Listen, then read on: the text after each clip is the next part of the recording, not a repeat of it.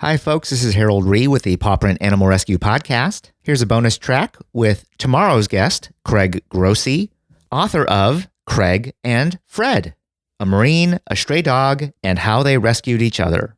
Book launches on Tuesday, October 31st. The most common kind of, question that I've gotten over the years is just, how did you meet Fred? And so I think I'll read the section that talks about just our first interaction. It really is the kind of genesis of Fred's message to me and now to everyone. Just to set the scene, we're in, it's probably about day 6 or day 7 in Sangin, and we have been just continuously bombarded by Taliban attacks, everything from artillery to rocket-propelled grenades to machine gun fire and just really relentless attacks from the green zone.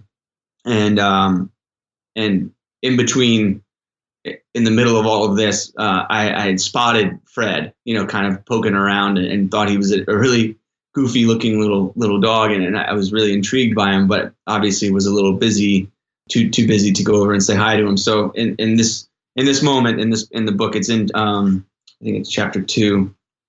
Yeah, chapter 2 that we first make contact with Fred. So it was between Taliban attacks that I spotted him.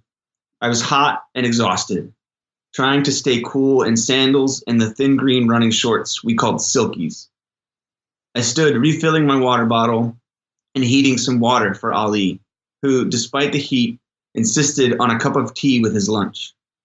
As I put the cap on my water bottle, I watched a goofy-looking dog trot across the compound.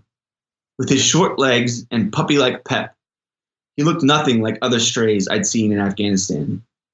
Most were tall and bulky, and they moved around in packs, aggressive over territory and scavenged food. I could tell this dog was different. He didn't have a pack. He was alone. He pranced nonchalantly in the dust, tail bobbing and snout held high, as if he was particularly proud of the morsel of food he was carrying. There was something innocent about him. He seemed unaffected by life in a combat zone. I'd noticed his routine before in the day or so since we'd been in the compound. The dog would go over to the burn pit to rummage for something to eat, then carry little scraps back to his makeshift den, which was a shady spot under a few bushes. Funny little hoarder, I thought. When we first arrived at the compound, I asked the old man about a couple of dogs that were hanging around. "Are they yours?" I asked. If so, we'd help transport them to the family's new compound along with the livestock. No, he told us. It would have been unusual for a farmer in Sangin to have a pet dog. The villagers loved animals and took great care of their livestock, but they were focused on surviving and on feeding their families. They couldn't afford to feed and care for a pet. Occasionally, when we did come across pet dogs, they were actually used for fighting. After the family left and we moved in, the little dog stayed. It was almost as if this were his compound. I stood and watched him flop down in his spot under the bushes. Beside him, I could see other food scraps he'd accumulated, little MRE wrappers, sticks, and bones. I put down my water bottle, picked up a piece of beef jerky, and started walking over to him, my sandaled feet kicking up dust.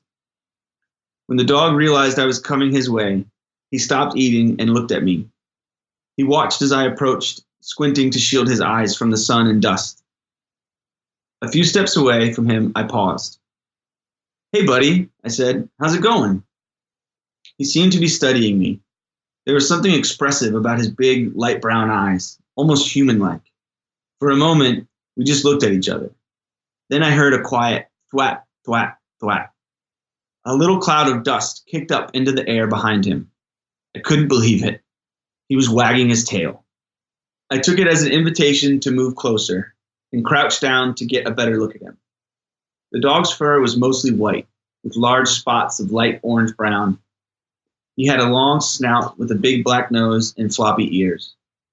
As he looked at me, his eyebrows twitched from side to side, curious. He continued to wag his tail, and his expression was soft and easy, as if he was smiling. The dog seemed happy as a clam, but I could see he was covered in black bugs the size of dimes. They were buzzing around him, then burrowing into the fur on his face and neck. I extended my arm, holding out the piece of beef jerky. "Here you go, buddy," I said. The dog stood up and shook, as if to rid himself of as many bugs as possible before getting near me. He took a few steps forward, his nose leading the way, and inspecting my offering before carefully pulling it from my hand with his front teeth. I laughed, watching him chew the jerky. Most dogs I knew didn't bother chewing treats before sending them down the hatch. "Well, you've got better manners than most, don't you?" I said, and extended my other hand so he could give it a few sniffs. With his permission, I massaged my fingers into the fur around his neck and under his ears. It was coarse and matted.